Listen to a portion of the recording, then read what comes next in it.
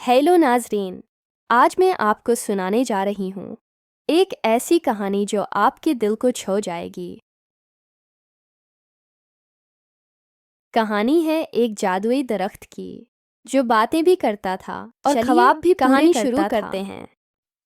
कहानी एक गांव में एक नन्हा लड़का रहता था। नाम था अली।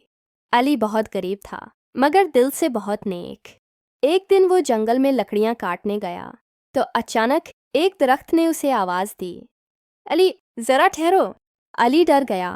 दरख्त ने नरमी से कहा, ध्रुव नहीं, मैं जादुई दरख्त हूँ। मैं तुम्हारी एक ख्वाहिश पूरी कर सकता हूँ, मगर पहले तुम किसी एक ज़रूरतमंद की मदद करो।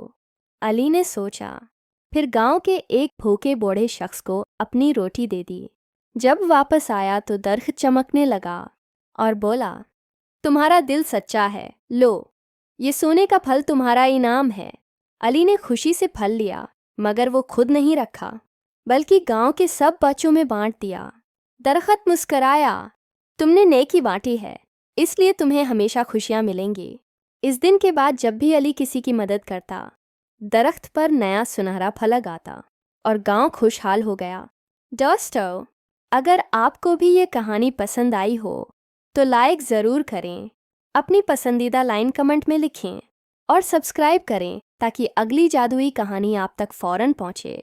याद रखें, नेकी कभी ज़ाया नहीं जाती।